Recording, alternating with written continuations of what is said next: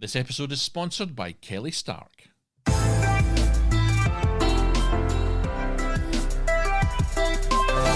Hello and welcome back to Film Pro Productivity and Success, the podcast that helps film professionals and other creative people, all creative people I like to think, to live a more focused, effective and happy life.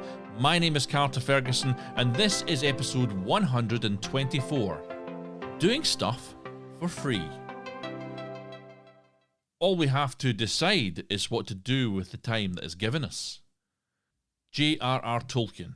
Unquote.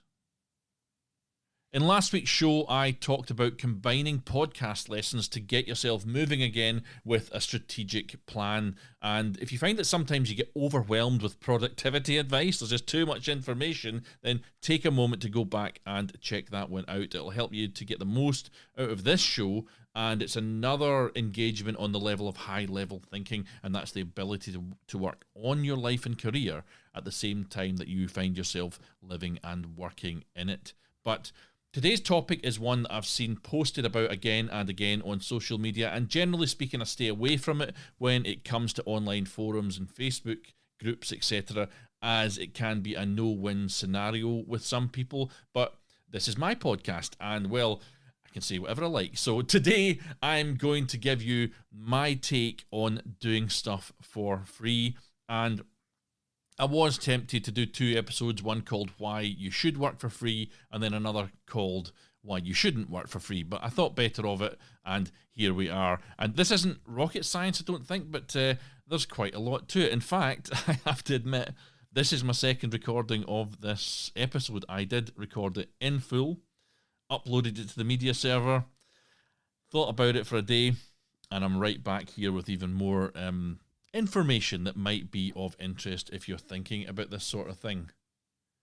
Suffering for your art is most definitely overrated, but I do get a certain, satisfaction from being able to deal with my paranoia and insecurity. Beth Gibbons, unquote. And you've probably seen the meme about working for free online, the one where it's kind of sketched out characters in a comic book format, and one says to the other, "Hello, creative person, thanks for making that thing." And when the other person hands over an invoice, the first person proudly announces, "Well, never mind that, you're doing it for exposure."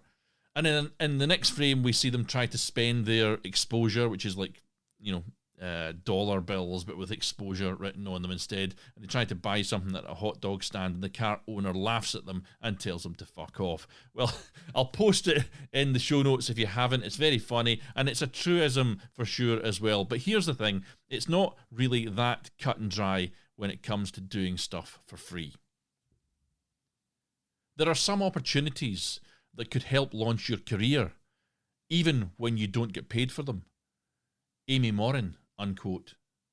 So before I get into the lesson, as it were, let me just say that I've done loads of stuff for free over the years, and even now with, I counted them up at the weekend there, 857 professional fight credits, yes, you heard me correct, I will still do a short film or a theatre show for little or nothing, basically, if I want to. It's up to me.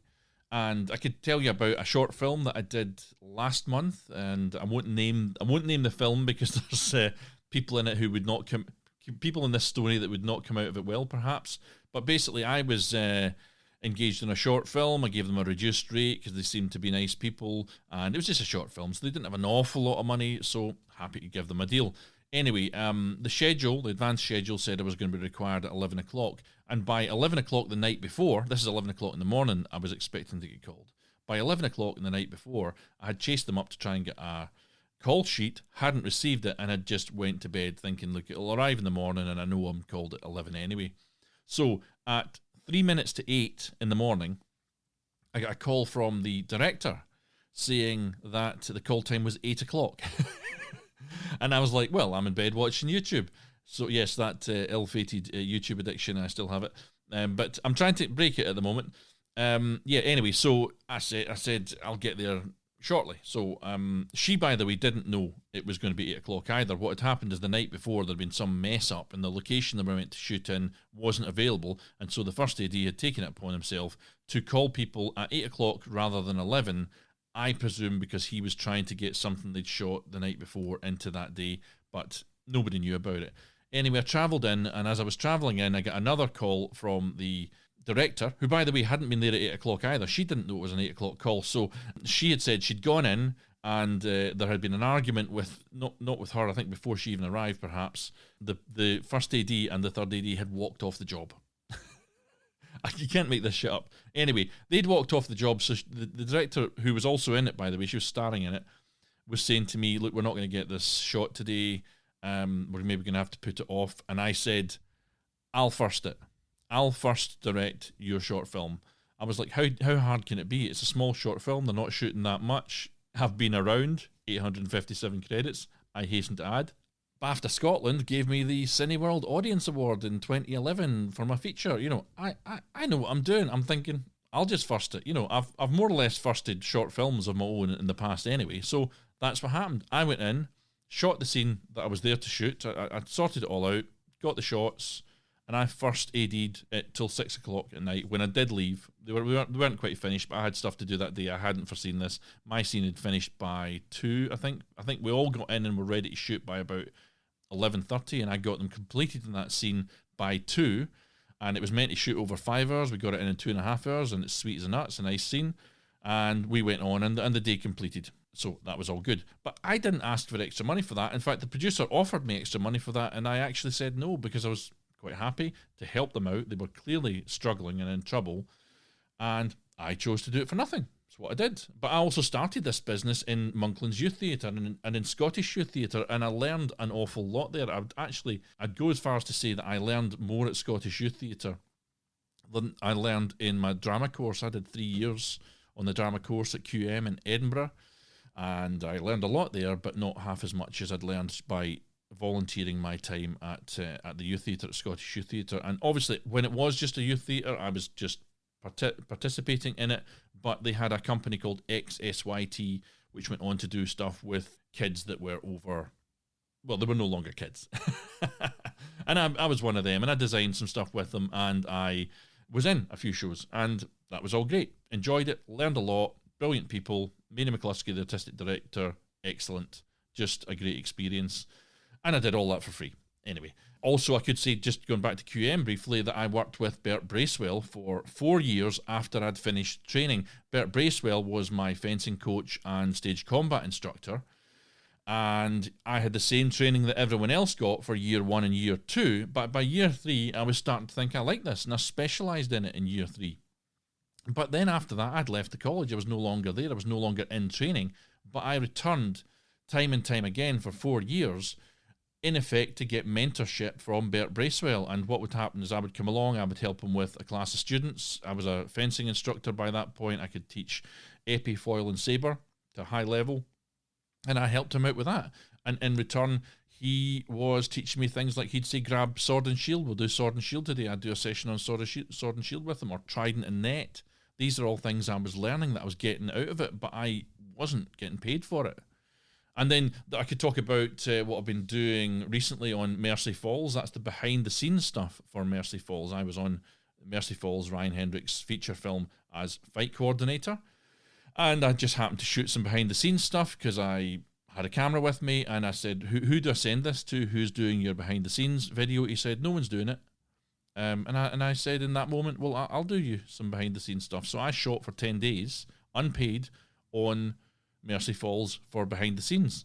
And the reason I did that is, yeah, it's going to help Ryan out. Wanted to help Ryan, but that wasn't the main reason. The main reason is I wanted to learn my camera. I wanted to learn my editing software. This was an opportunity with John Rhodes, great DOP, lighting these scenes, and I was jumping in with a camera. I was getting great behind the scenes stuff, and I was getting to understand my camera, make mistakes with my camera. This was all a benefit to me, and that benefit has continued into the editing process.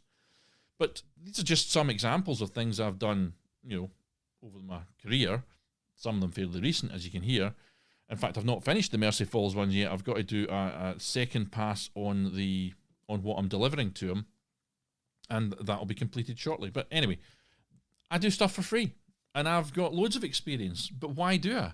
Well, according to Forbes magazine, there are only ever 4 reasons why you should work for free, right? And the first reason they list is when the opportunity will give you real life experience. Another meme that I'll include in the show notes is one which shows Gene Wilder smiling, and it's got the caption, "Oh, so you've been to college, ? You must know everything."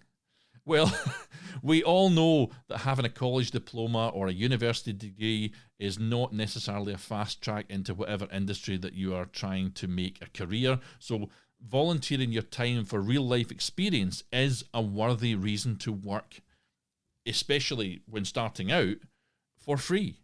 And there's simply no better way to get to know a job than gaining hands-on experience, especially when you're surrounded by perhaps people who do it every day.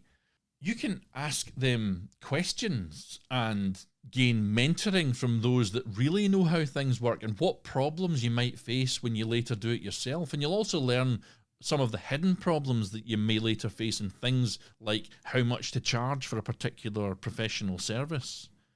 I did an episode, though, on microwave mentality, and that's something to be very aware of in this.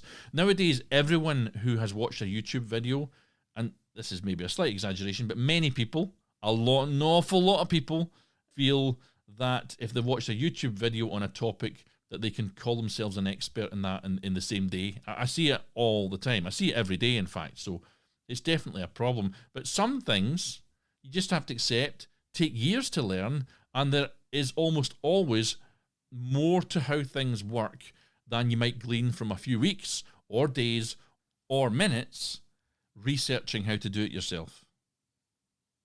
Now, the second example given by Forbes is when the experience will give you legitimate exposure. And whether it's a podcaster looking for free content or a filmmaker wanting you to get involved in their short film, which will be possibly the example I'm going to give most in this episode, but whether it's one of them, invitations to work for free often come with a promise of exposure, but not all exposure is created equal, and that's the real key here. If you're wanting to be an actor, for example, and your friend asks you to appear in his film for film for free in exchange for a small credit in the end titles, will that involvement help you to get more work? It could, if your friend is a famous filmmaker with millions of downloads every month, but even then, it's unlikely that you're going to be overwhelmed with job offers. If, however, your friend says he'll promote the film based on how great you are to work with, or with behind-the-scenes content that will show you in a good light and copy your socials, he'll copy your socials into every social media post that he puts out, then that exposure might be worth it. A clear call to action from the filmmaker could lead to auditions and job offers. Too often, however, people who ask you to work for free will just give you vague information about how this exposure will help you. They'll say things like, there will be influential people in the audience who might hire you, or you can sell your products to our members would be another one. And the worst offenders are those that say, in my opinion, these people come up all the time. I'm sorry if you're listening and you do this, guys, but you need to stop it. But the worst offenders are those that say, we're making this film for Netflix or Amazon, inferring that they are engaged by these companies to do so. But the reality is that this is 99 times out of 100 a complete lie. They'll be making it themselves for little or nothing in the hope that it will be taken up by Netflix. That's all. There is no contract there. There is no engagement, and you really need to be very aware of this. So it's important to ask specific questions about the exposure that you'll gain. You want to find out who the audience is and what you can realistically expect to gain. And if they're willing to tell you who else has worked for them for free, contact those people to find out if their efforts were worthwhile. Researching the filmmaker's previous work will also let you know if they have any talent as well, or, as is sadly the case more often, more and more, they are utterly appalling and they don't have a clue and they live in a world of fantasy. Bullshitters abound in the filmmaking world, so don't give any of them a free pass to your time and money, as it will only bring you misery. And just let me add something here that was occurring to me as I was saying that there. Also, you want to check back and see why the person who last did it for them isn't doing it this time. I know there's a particular filmmaker in Scotland that goes through producers at a hell of a rate of knots, and it's because the guy's a dick.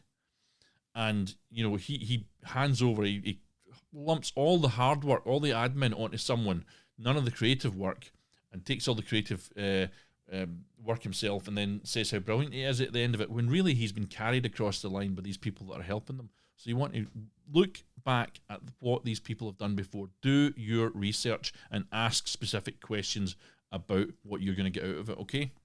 Now, the third reason listed by Forbes is when you're supporting a cause that you believe in. And that's an obvious one, but worth mentioning. If there's an opportunity to get involved in a cause that you believe in and you have got the time to do it, it might make sense for you to focus on what you can give, though, rather than what you're going to gain. Just make sure that you don't expect your voluntary work to catapult your career. Finally, Forbes lists this one, which you might find a little bit more difficult to swallow, I'm not sure, but the situation may arise when the affiliation will be an impressive addition to your resume. You might assume that the biggest companies will have the most money to pay, but that's not always the case. If a company with a household name asks you to work for free, now I'm not talking about stacking shelves here, I'm talking about creatively, your affiliation with that organization could impress others. And Forbes magazine gives TED as an example of this. They say that TED and TEDx speakers aren't paid, but speaking at a TED event can launch an individual's career. A successful talk can lead to lucrative speaking engagements, a book deal with a major publisher, and massive media exposure, unquote. And I'd give the example of perhaps the Virgin Shorts competition, which asks filmmakers to enter their film competition, basically. Winning that award could definitely propel your career quickly forward. And I can name a friend, John McPhillips, as a winner of that one. And he's done very well. John was good before winning it, but that association with Virgin kind of verified him in many employers' eyes. And as a recognised steady hand and a competent director, he got those benefits. So that's the Forbes magazine ones, but I'd add another to this list, and it's that by working for free, you could make long-lasting friends and business associations, and that in itself could lead to future employment, as people are more likely, in my experience, to choose to work with people they know and trust rather than with new people they know nothing about. People that I worked with in Scottish Youth Theatre back in the day are still my friends now, and many of them are working in the industry. And I was employed regularly, in fact, by Scottish Youth Theatre itself, as I grew past the age where I could be a participant. I designed, and I was paid for this, I designed and directed many shows for them as a freelancer, paid at an ongoing rate as I moved into my career. My friend Ross Gerry, who was the DOP on my feature, mentioned to me this morning that he loved a particular show from that area of my life. He brought it up. The shows I designed and directed also received great critical acclaim, with several 5-star reviews for each of them. And I'd love to take sole credit for it, but it was the mentoring that I received and the particular house style which had already been developed and was taught by artistic director Mary McCluskey that influenced the shows at least as much as my own creative instincts and input. Had I not volunteered there for many years, the work would never have been made at all. You know, that association became actual work. And that acclaim from those shows is still with me for those that saw them right now. Through that association, by the way, I also met brilliant local creatives like Forbes Robertson, Davy Mackay, Finn McClay, and big names like Alan Rickman and Brian Cox. And my particular mentor when I was working in the design field, and I worked as a designer in theatre for 7 years before I moved on to fights and acting and stuff like that, was Graham Hunter, who is still a great friend of mine. And Graham's off to, he's on loads of big movies these days. He's flying. His career's fantastic. But now that I've listed a whole load of positives from this, let me fire off a few warnings too, as the occasions when you shouldn't be working for free far outweigh those that may actually be of benefit to you. First, you might want to think twice about contacting strangers to offer your services for free, as reaching out might backfire if you come across as desperate. And that kind of happened to me earlier in the year. I heard from a first AD. It was working with a particular company, and I heard they were struggling financially. What I heard was they wanted to hire me, but they couldn't afford it, so they just wrote the fight out, whatever it was. I never knew what it was, but this is what was actually told to me. So I wrote to them, and I wrote to 2 or 3 others that I knew were in a similar situation, this production companies, offering to work for them at a reduced rate. Now, none of them took me up for it. In fact, none of them ever even replied, which was extremely disheartening.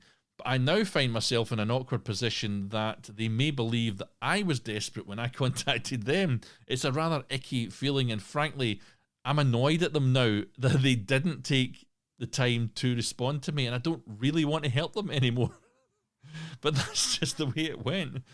Second up, I've written here, people pleasing. People pleasing, yes. I've nearly done episodes on people pleasing. People pleasing and the kind of feel-good factor you get from that can come into play in all of this. And I'd advise you to hone your awareness of when you might unconsciously be giving away your time and sometimes your money just to make you feel better, a little bit better about something. It's fine if you choose to do it for fun or because you feel strongly about a cause, but if you are given masses of time away for free and it's either not benefiting you or causing you real bother, even costing you money, then you need to limit what you are doing or walk away.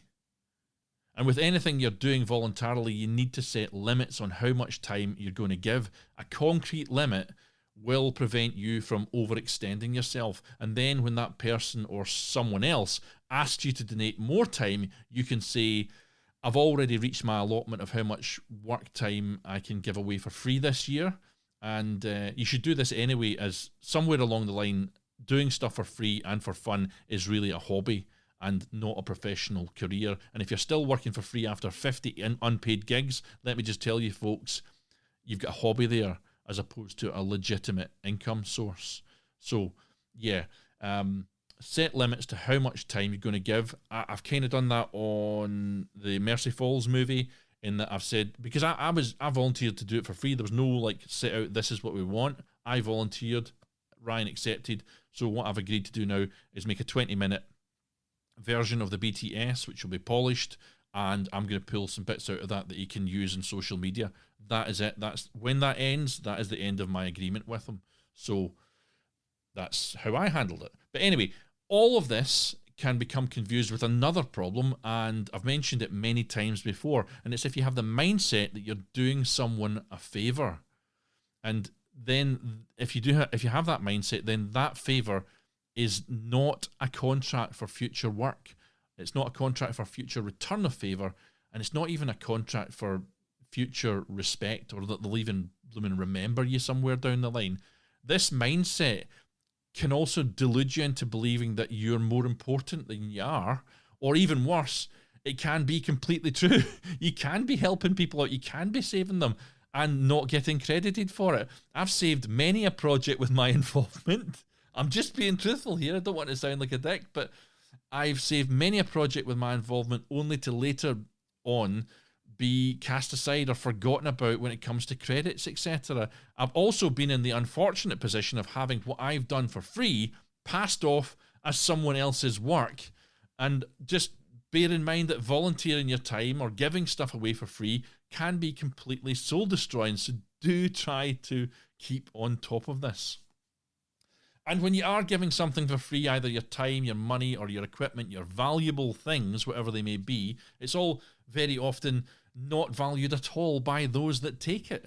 They will forget that you had any involvement if you let them away with it. I've seen work that took weeks to prepare in terms of an edit, for example, a video edit, simply dropped at the last moment with no explanation. I've seen work created by others changed and put out as that of someone else. I've all too often, as I've talked about before, seen my props and costumes and other valuable items thrown away as people dismissed them. Some people have even given me real grief about lending stuff for free. On a TV show that was called The A-List, I had a bunch of mats there and I left them in case they were required.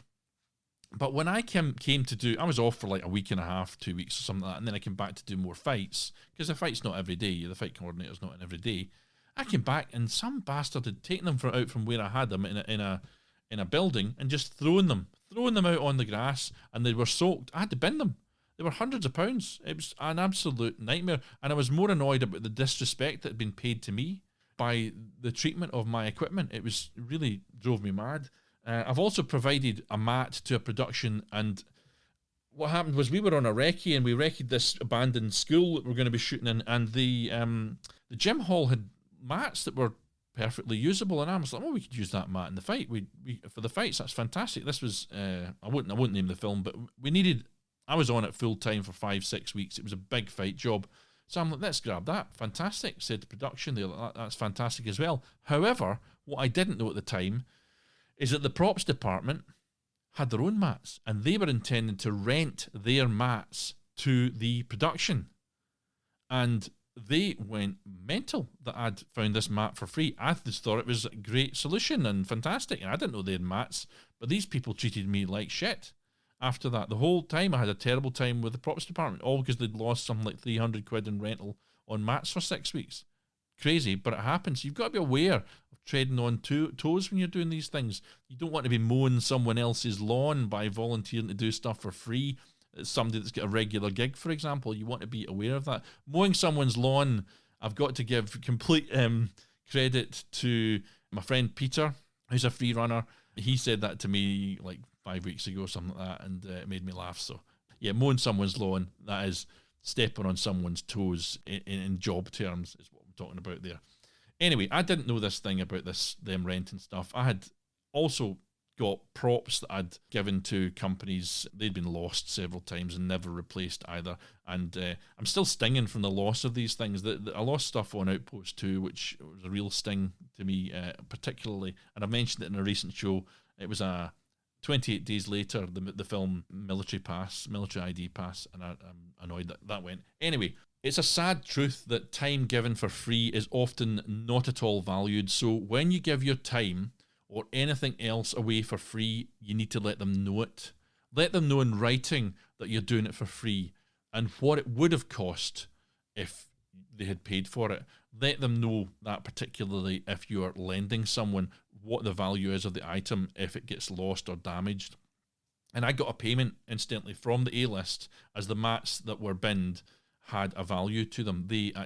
Production took responsibility for it and paid for it. But it was some horrible member of the crew, probably that had their own mats, that just threw them out into the wet weather for like 2 weeks. And these are not designed to be sitting outdoors for 2 weeks. So yeah, put a value to these things. Ross Gary tells a story, he's told it several times, about a production, I think it was at the Archies, and they had some bit of rock memorabilia in it. And when that bit of memorabilia was loaned to the show, they came along with in a case, and they took the time to put on white gloves, and they very carefully took out the bit of memorabilia and they put it down and they closed the case and they explained, how to treat it and stuff like that. And it was given such attention and such gravitas as it was handed over that it was treated very, very well during the production. But when they came to pick it up, somebody just grabbed it and took it and threw it in the back of a car. But the way they handed it over set out the value of it, and people absolutely paid attention to it. What else can I say here? I want you to remember too that you don't need to do every small non-paying job that comes along. You're the one in control, and you always need to suss out if the person that you're working for is legitimate. As I mentioned before, there are just too many scammers out there that will take you for everything you've got, so be aware of that. And I'm still owed money from a scam theatre company that I worked for, and there were 6 actors in it. Rainbow Theatre Company, they were called. It was like 1998, and we all worked on it. They were raising money for cancer awareness. We were involved in the show. We were supposed to just get our travel money, and we gathered our receipts and we did the show. The show was absolutely stinking atrocious. I was in it, and it was just embarrassing to be in. I nearly walked off one night. It was just so atrocious. But putting that aside, we all thought it was, for charity. Turns out they did a runner. They didn't give any of the money to charity. So the real unfortunate thing as well is not only did the charity not get it, but we handed over all our receipts because we were expecting to get payment for the travel, And they didn't even, we couldn't even claim our receipts on our own tax because they stole them as well. But the company contacted Cancer Awareness, whatever it was, contacted us all afterwards and said, we never asked this company to do this. We never asked them to do it. So we were all caught in a scam. This happened. I think some people listening to this show think that I make this shit up. But this is the stuff that's happened to me. I've been in this industry 27 years, right? This is just one more example of the shit that's happened to me. Anyway, I'm being distracted. So let me just go on to the flip side of this. Doing stuff for free is a two-way street, and I want to talk a little bit about the other side of it now. So if you are a beneficiary of someone's free time, you may get a little flack for that along the way. And one of the criticisms we got on completing Faster Man, so the feature that I did, was that we didn't pay anyone. And that rumour went round and round. But the trouble is, it wasn't true.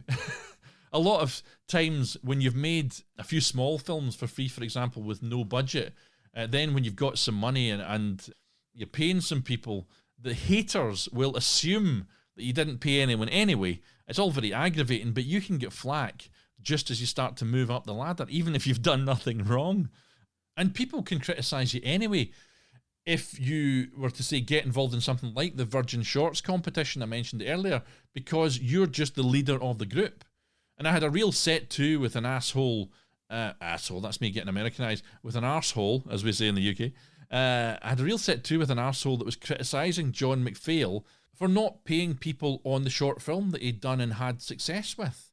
And when I said like the 48, when I said to this guy, when like the 48-hour film project and the Virgin Shorts competition, they actually state that you can't pay people. So it wasn't John's fault when I said this to the guy, and that everyone on his team had accepted that. I was given a real earful by this idiot just because he didn't want to hear it.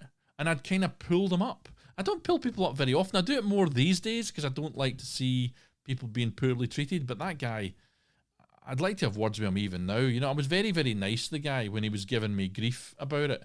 But in actual fact, he was an absolute dick. So I hope you're enjoying all this swearing, folks. You did vote for it to be okay for me to swear in shows. Yeah, next, if people are giving you their time for little or nothing, if you're the person benefiting from this, then the very least that you can do is thank them for their time and credit them properly. And I noticed recently that Scottish filmmaker Steve Johnson, just the other day on Instagram, was promoting his latest feature. And he correctly tagged his entire cast and crew in that. And the accounts, the ones that had accounts at least. And that took time and care and attention to detail. And I'm sure it's greatly appreciated by all that were involved. So saying thanks to the people that are helping you out is a vital part of what all this is about. I just want to add in here, after the recording's been done, Steve, I'd imagine, did pay everyone, by the way. I was just using his brilliant social media care as an example of how things should be done, but I'd imagine he probably did pay everyone on that one. Sorry if that caused some confusion there, but anyway, I'll return to the episode.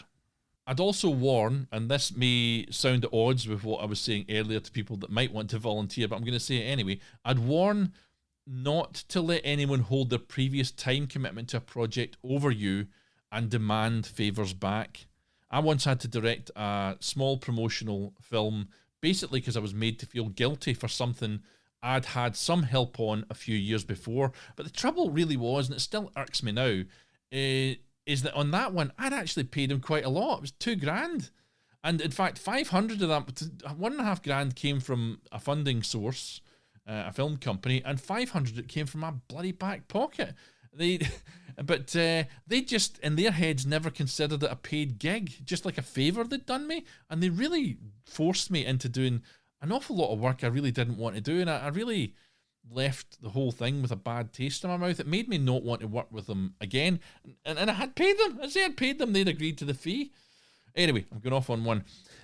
Also, don't aggravate someone that's giving you their time for free, as they will just put off helping you out and they'll start to become unreliable. You want to treat people with respect. If someone's given their time for free and you want to keep them on board, just make sure that respect is flowing, towards them. Flowing both ways, ideally. And if you have a little bit of money this is a nightmare. This happened to me. If you have a little money, don't pay one person and none of the others.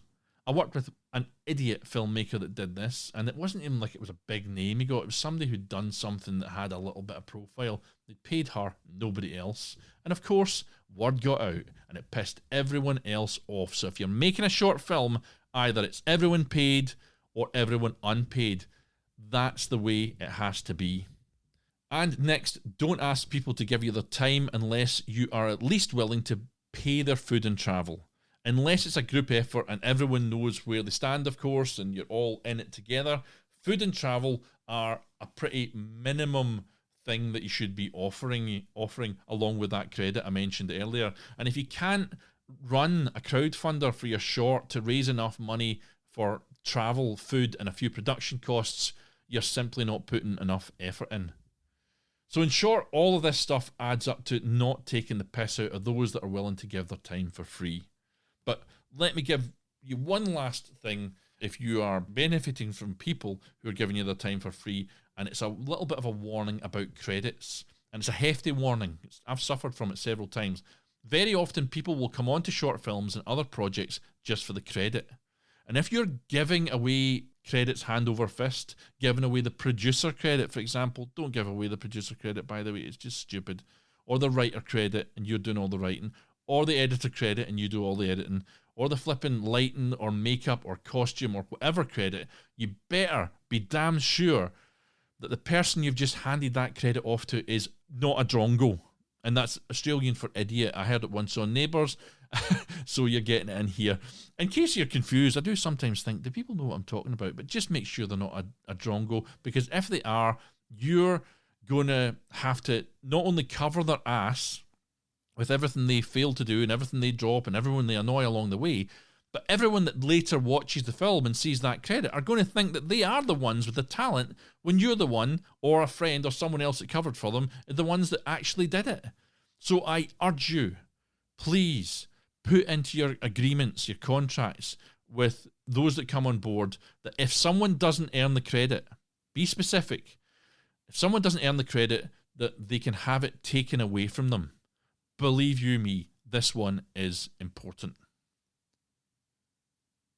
The oldest, shortest words, yes and no, are those that require the most thought.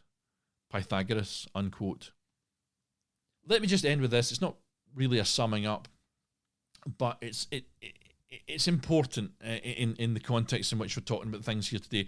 What I'm going to say is that if and when you agree to do something without pay, don't turn around somewhere down the line and complain on social media that you were never paid. It's just ridiculous. I've seen this happen more than once.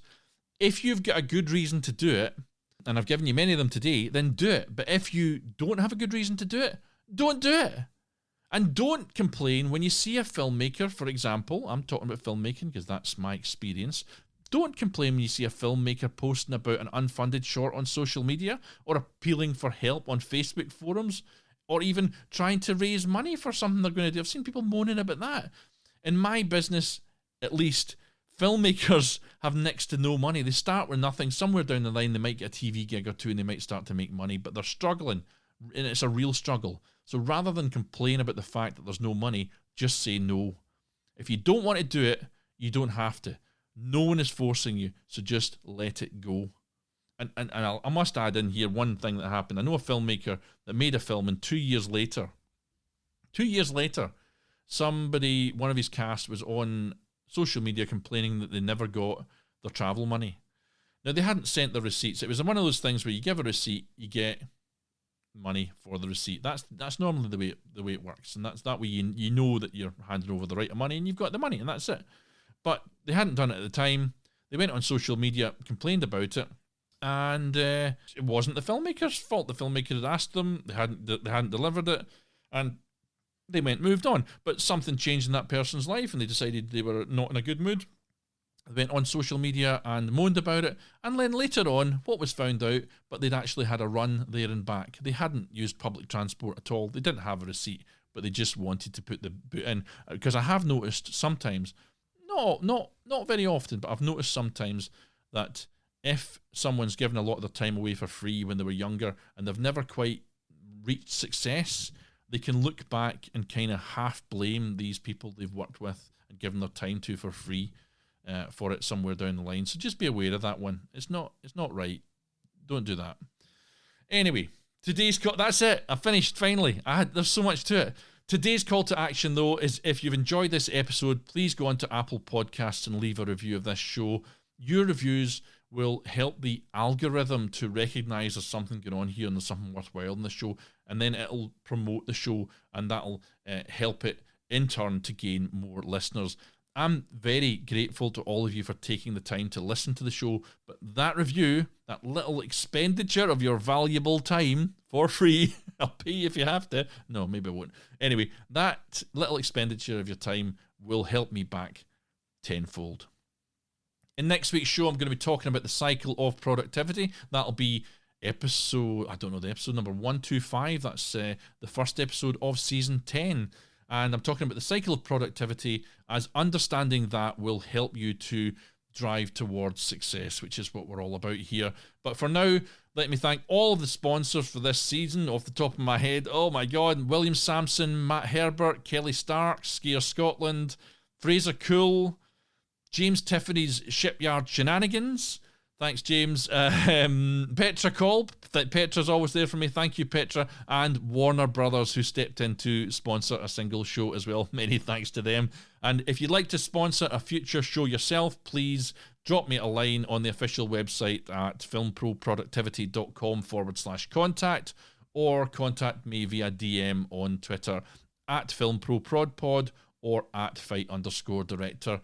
We will be looking for an executive producer for season 10 as well, and that starts, as I say, next week. If anyone's interested in that, please do get in touch. I might have one by the time you're listening to this. I'm not sure, but if you're interested in that, let me know. It costs a little bit more money, but you get your name on every single show. And this season was executive produced by my friend Christopher from Artos Digital, who, when I discussed this with him, said that he likes to do work for free on occasion himself, just because it makes him feel good. So I asked him for a quote on it, and he sent me this. And he said, "The only return you should expect from doing work for free is expertise, the building of a trusted reputation, and above all else, some inner happiness. And when your glass of expertise and good reputation are nearly full, the jug of happiness can always be refilled." Christopher McPhillips, unquote. Thank you, Christopher, for that, and thank you for supporting season 9. You really made a terrific difference. So, yeah, I'll see you next week for the show, which is the one on the cycle of productivity. But in the meantime, I'll end with some words from Tony Robbins, the great Tony Robbins, and it is particularly applicable to today's topic. Tony said, "Success is doing what you want to do, when you want, where you want, with whom you want, as much as you want." Now take control of your own destiny, keep on shooting, and join me next season, which happens to be next week, as I say, on Film Pro Productivity and Success.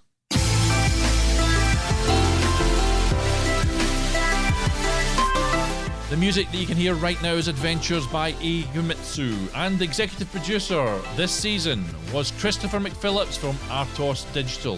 You can view the show notes for this episode, the full show notes, only on the official website, filmproproductivity.com, and you can follow my personal account on Twitter and Instagram at fight_director, or follow the show itself on Twitter at filmproprodpod, or on Facebook at filmproproductivity. Please continue to support the show by subscribing, spreading the word, and leaving an awesome review.